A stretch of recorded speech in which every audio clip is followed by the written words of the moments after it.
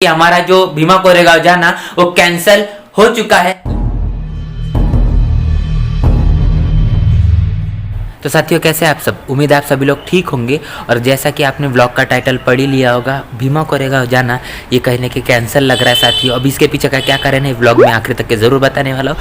और साथ ही आज का जो दिन है वो है राष्ट्रीय किसान दिवस। आज के दिन 23 सितंबर आज का दिन है। और आज ही के दिन जो हमारे भारत के चौथे प्रधानमंत्री हुए उनके चौधरी चरण सिंह, उनके जन्मदिन के अवसर पर ये दिन को मनाना शुरुआत हुई। और काफ़ी सारी चीज़ें मैं आज के व्लॉग में आपको बताने वाला हूँ जो किसानों से रिलेटेड होगी। और भीमा कोरेगांव को लेकर हमारा क्या प्लानिंग है वो भी मैं आप सभी को शेयर करने वाला हूँ।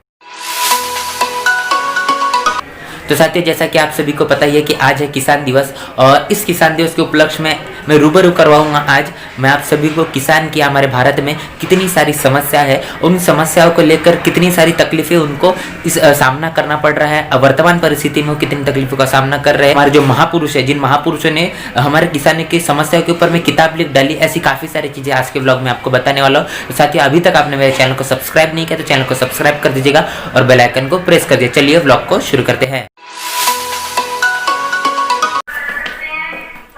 तो देख सकते साथी अभी राहुल और हमारे मोहित, इनकी अभी पढ़ाई शुरू है।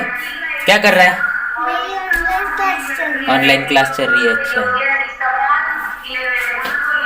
आज क्या है पता है? आज किसान दिवस है। क्या है? हाँ, national farmer day. Okay, yes.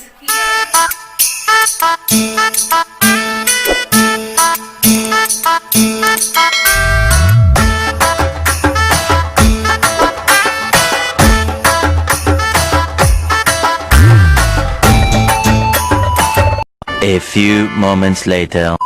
तो साथी अभी मैं और हमारे तमाम जो साथी है वो सभी लोग चल रहे हैं हमारे बहुजन समाज पार्टी के पदाधिकारी जो सेक्टर के हैं उनके शादी के प्रोग्राम में। तो वहाँ पर क्या हो रहा है वो चीज़ मैं आपको दिखाना चाहता हूँ। तो चलिए चलते हैं।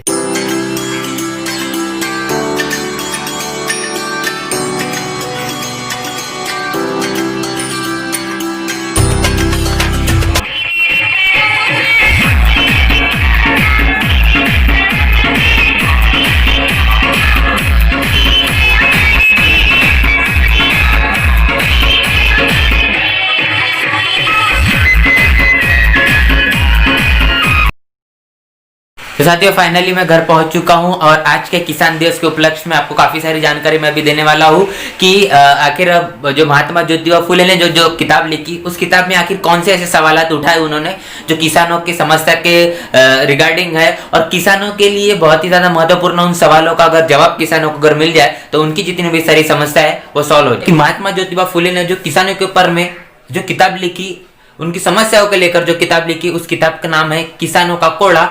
और ये किताब मुख्यतः जो उन्होंने लिखी वो ब्रिटिश सरकार के उनकी गलत नीतियों को लेकर जो काम चल रहा था, उनके सरकार में होने के बावजूद भी किसानों की समस्या इतनी बरकरार क्यों है, उन सारी चीजों को लेकर और व्यवस्था जिस तरीके से काम करे उसके ऊपर में थी। तो उसकी कुछ चीज मैं आपको बताना चाहता हूँ कि आखिर उस किताब ने क्या लिखा। तो साथियों जैसे कि आप देख सकते हैं किताब है और इसमें जो समस्या लिखी है उसमें मूलतः 3 चीजों के ऊपर में महात्मा ज्योतिबा फुले प्रहार करते। सबसे पहली बात कहते हैं कि किसान जो है ये आर्थिक समस्याओं से जूझ रहा है जिसके कारण उसकी बहुत सारी तकलीफें हैं। साथ ही महात्मा ज्योतिबा फुले कहते हैं कि किसान जो है वो कर्ज के अंदर में इतना डूबा है कि वो पीढ़ी दर पीढ़ी उसका जो आने वाला भविष्य है, उसके आने वाली जो पीढ़ियां है वो सिर्फ कर्ज और लगान में ही लगी रहती है, उसी की समस्या में जूझी रहती है और उसका भविष्य कोई भी उज्जवल नहीं होता। और तीसरी बात महात्मा ज्योतिबा फुले कहते हैं कि किसानों को जानबूझकर उनको अशिक्षित रखा जा रहा है और उस अशिक्षित रखने के कारण उनकी समस्याएं उनको समझ में नहीं आ रही है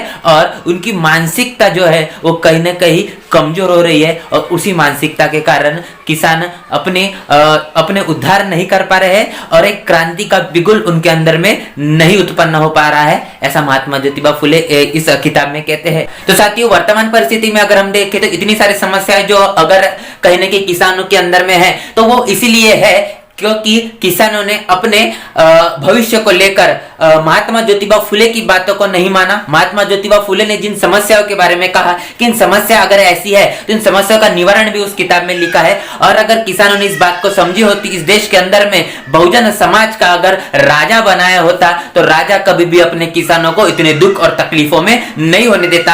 आज जो वर्तमान परिस्थिति के अंदर में जो राजा है वो इस देश के अंदर में उद्योगपति का राजा है साथियों, और वो उद्योगपति को ही फायदा पहुंचाना चाहता है। इसीलिए हमारे जो पूरे भारत के अंदर में हम देखते हैं तो किसान कितनी बड़ी समस्याओं का सामना कर रहे हैं। हजारों हजारों किलोमीटर के वो उनका मार्च निकल रहा है, उनका आंदोलन पर है, भूखे प्यासे इतने ठंड में वो ठिठुर कर इस आंदोलन में बरकरार खड़े हैं। और इसके बावजूद भी इस देश के अंदर में राजा के कान में जू तक के नहीं रेंग रही है। और ये बात को हमको समझना पड़ेगा। उस देश के अंदर में किसानों की सरकार लाना पड़ेगा, इस देश के अंदर बहुजनों का राज लाना पड़ेगा साथियों। देखिए ब्लॉग का टाइटल आप पढ़ ही चुके होंगे कि हमारा जो भीमा कोरेगांव जाना वो कैंसिल हो चुका है। लेकिन सबसे बड़ी बात यह है कि रात में जो उसमें कर्फ्यू लगा है, महाराष्ट्र के मुख्यमंत्री ने जो ऐलान किया है कि रात में पुणे के अंदर में कर्फ्यू रहेगा, तो इसके लिए हम थोड़ा सोच विचार में है कि जाना होगा कि नहीं होगा, वहां पर कौन सी समस्याओं का सामना करना पड़ेगा। लेकिन हमारा रिजर्वेशन हो चुका है बुक, तो अभी देखते हैं, अगर पॉसिबिलिटीज हुई तो डेफिनेटली हम जाएंगे और व्लॉग तो आपको देखने को जरूर